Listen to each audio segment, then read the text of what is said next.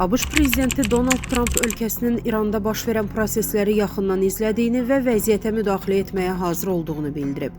Trumpın sözlərinə görə, əgər İran hakimiyyəti dinc etirazçılara atəş açarsa, ABŞ onlara kömək edəcək. Qlobal İnfoza danışan politoloq Qabil Hüseynli, ABŞ-ın İrana hərbi müdaxiləsinin hazırki mərhələdə mümkün olmadığını bildirib.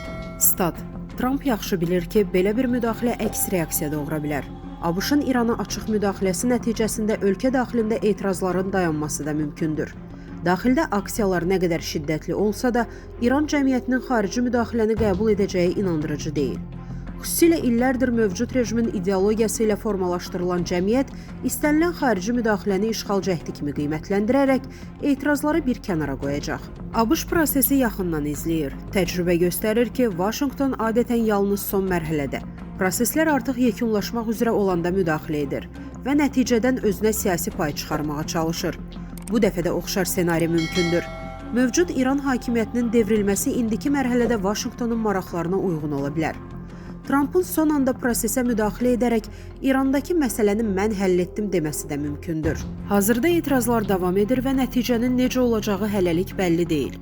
Lakin bir reallıq var ki, İranda mövcud hakimiyyətin ömrü uzun görünmür.